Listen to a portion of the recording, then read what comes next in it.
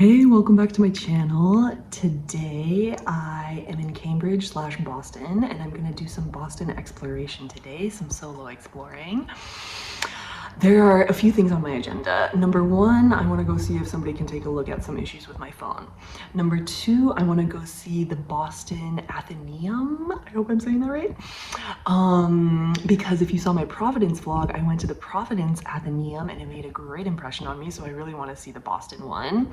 Number three is tonight there's Armenian dance class at Harvard. The Armenian Student Association, I think of the Northeast or something, is organizing it, and I registered, so I'm so excited.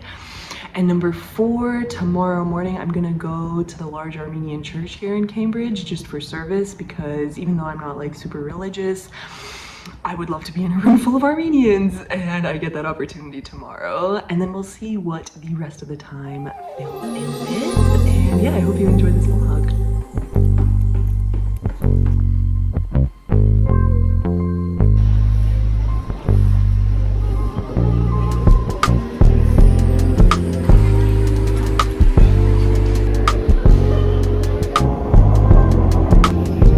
Entering Charles MGH.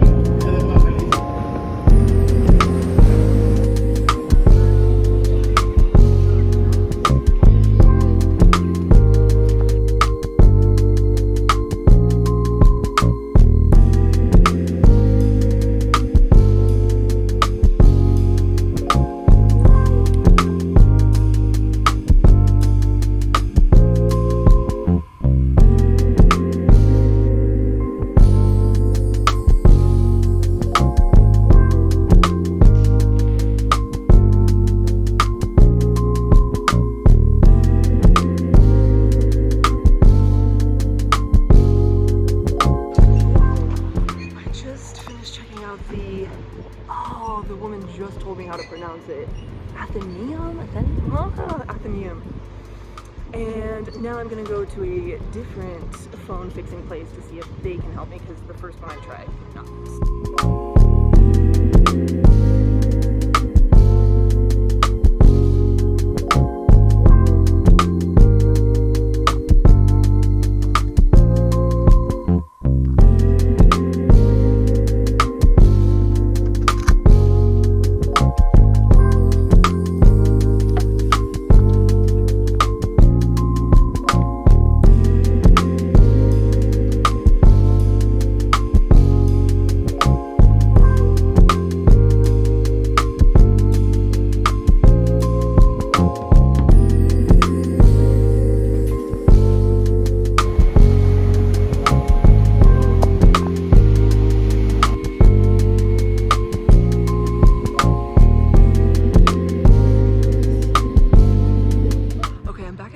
After visiting the Athenaeum, and then I also went to a random Armenian owned jewelry store.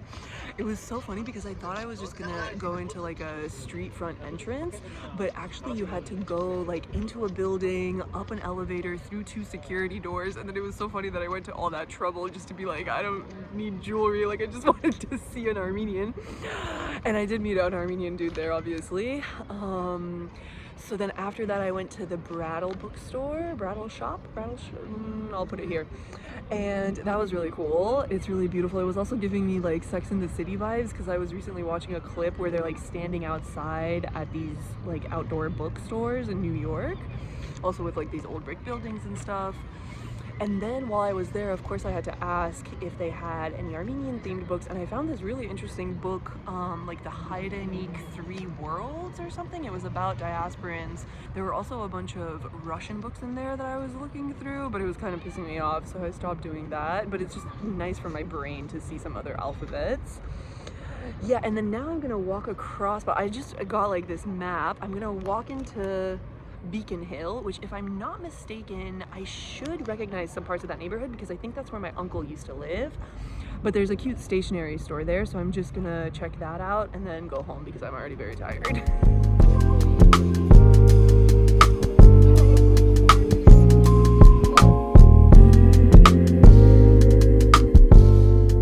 I'm pretty sure the last time I was here, I wasn't even a teenager. I think I was 10 or 11, And my mom and I came here to Boston Garden and then to these, to Boston Common and then to these gardens. And now I think I'm gonna enter Beacon Hill. I'm excited to see if I recognize anything else. Boop. Got your nose, got your nose, got your nose, got your nose. Enjoy. I got like very overstimulated in Beacon Hill because first of all, as I was walking through Boston Common, I realized that all I had to eat today was a yogurt because I had wisdom teeth surgery on Wednesday and I can't eat real food really. So I like desperately needed a protein smoothie and I found one promptly. And then I forgot, I like walk out and I'm like so happy I have my smoothie, so excited to fuel myself. And as I suck up from the straw, I'm like, because I'm not supposed to like suck through a straw, right? Like for the wisdom teeth recovery to be proper. So then I like backtracked, went back to the place where I got the smoothie and I was like, do you have a sip blade, please?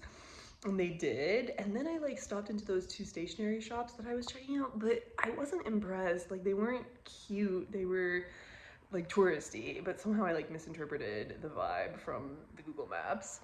Anyway, Beacon Hill is really cute, but I didn't end up hunting for the cobblestone road that's there. Because I ran out of energy, and then I was like, oh, I'm right by the subway, let me go home.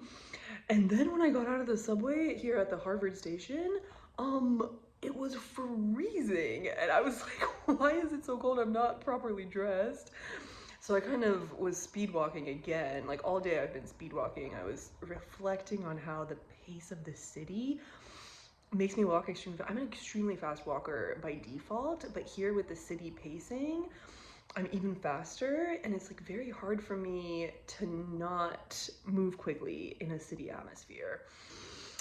Now what am I gonna do? I'm gonna rest, and then I'm gonna walk Cosmo, and then it'll be time for dance class.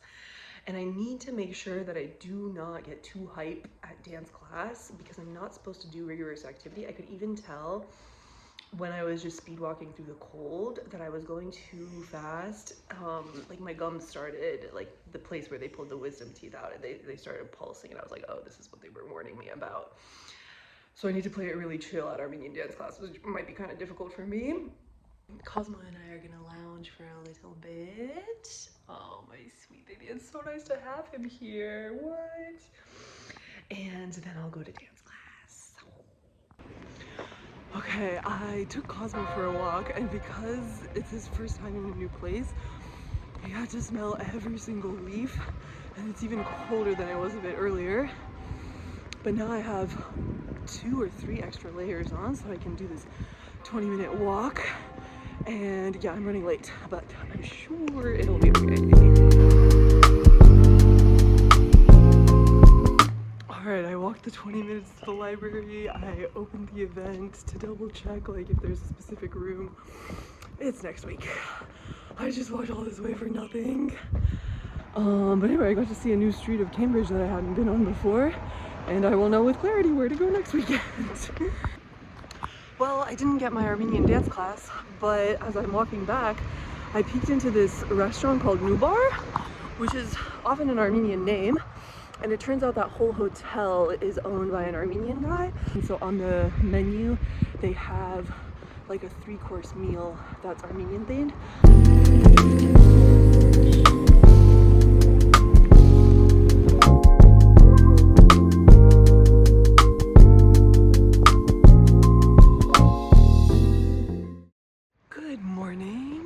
It is Sunday, and I'm on my way to Easter service at the Armenian church in Cambridge.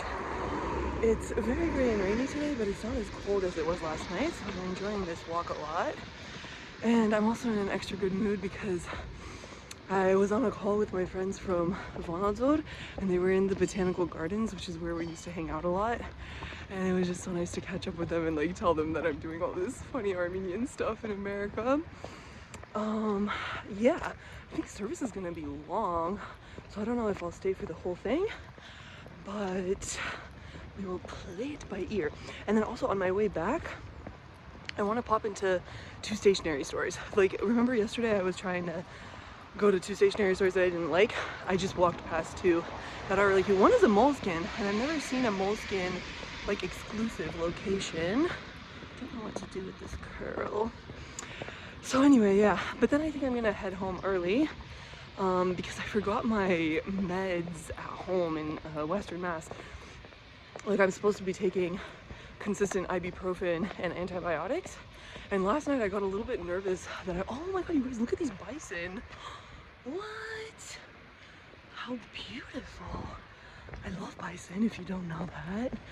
What was I saying?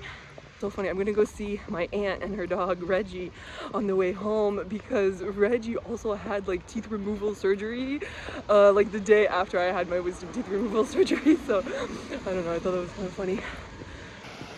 And in the distance, the shape of an Armenian, and here in the distance, the shape of an Armenian church emerges.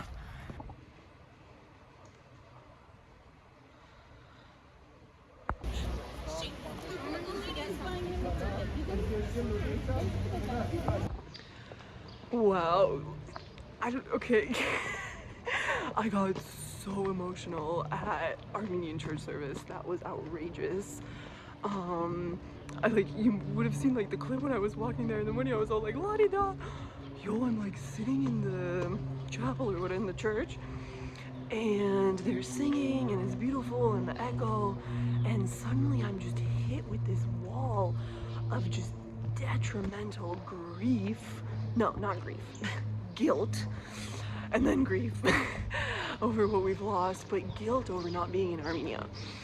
And I'm really gonna have to like sit down and journal about like why this feeling hit me like such a wall. Anyway, this guy sees me in distress and he's like, are you like medically okay? I was like, yeah, I'm just being emotional. And I was like, are you Armenian? Blah, blah, blah. And I kind of picked up like from the vibe that he spoke like my dialect. So I was like talking to him in Eastern Armenian, and I like slowly calmed down and I stopped shaking. And it turns out that he had also done some education in Moscow. He's a fluent Russian speaker. So I'm like in this emotional state, crying, meeting this new person, and immediately able to freely switch between my three most comfortable languages, and it's an intense comfort. So anyway, then I go back inside, okay, and I like thanked him, but I felt like bad because I like took up a lot of his energy. So I thanked him and I was like, okay, I can go back in and listen to the sermon more, or the singing. And again, like the singing, like they were hitting these very like high, loud notes. And I couldn't help it. I like had tears like almost like protruding out of my eyes. I've never had like tears come up so quickly, honestly, and they were just, I couldn't control, like they were just pouring down my neck basically. And then Hachatur, his name is Hachatur, like Hachatur comes out of nowhere and he was like, I'm just gonna stand next to you. And I was like, oh, thank you. So like he stood next to me and he kind of like took me under his wing, and I was like asking him what's happening in the service because I'd never been to Easter service before. And then we're standing in line to get communion. He's also kind of explaining what's happening to me, super sweet. And I'm looking around the room, not crying anymore. And I'm like, I should know somebody here. Like, there should be a familiar face. But I was kind of disappointed. And I was like, oh, I'm not like as tapped in as I like once felt like I was to the Armenian community. Blah, blah, blah. Church service ends. Everybody's like outside mingling. And Hachatur introduces me to this guy's step-on, and standing next to him is his wife. And she immediately turns to me and she goes, Sashka? And I was like, yeah, but I didn't recognize her face. And she goes, I'm Anna. And I still like didn't recognize. And then she goes, we did Aritun in 2013 when we were 18-year-olds. Which was like a different program for diasporans in Armenia. And then I look at her and I was like, are you Ovsepian? Like on the Ovsepian? She was like, yeah. And we were freaking out. I was like hugging and jumping up and down with her. It was so beautiful. Like my heart was so full, and like I felt, you know, connected to my community, and just like so grateful that she was there, because she was also telling me that they don't usually go to church, but because it was Easter, there were a bunch of people there. Anyway, it was just like so much more intense than I was braced for, because as I was walking there, like you see the clip like earlier in this video, I'm like, Lottie, now I'm so excited to go to Armenian church. And then honestly, like I was hit with a wave of guilt for having left Armenia. I'm like sitting there, like remembering everything that I've done in Armenia, and I'm like, it's kind of stupid that you left. I don't obviously like feel that way wholesomely, but for sure there's like a big part of me that's like, go back to Armenia. I'm gonna like sit and journal probably quite significantly later today when I go home, because I need to like work through what that huge wave of guilt was. I'm honestly like, I'm not somebody that experiences guilt often as an emotion. I'm like failing to remember when I last felt guilty. But yeah, I'm like, I feel guilty, but guilt maybe isn't the right word. Anyway, I have to like process these emotions. So Hachatun was super sweet. He was like, come, like we're organizing lunch, like we're all gonna be together. But it was like a very large group of people, and I was already like so not frazzled, but I had just like experienced such wide breadth of emotion that I just like need to go home. So I like graciously like said goodbye, and I was like, thank you so much for, you know, like taking me under your wing today. And then it's so funny, like I get to come home to my dog from VOD, so anyway, then on the way back, I like stepped into those two stationery stores that I had mentioned earlier in the day. And yeah, now I'm gonna go home and rest. Tomorrow I go to work. And yeah, what an interesting and unexpected sensory experience of this day.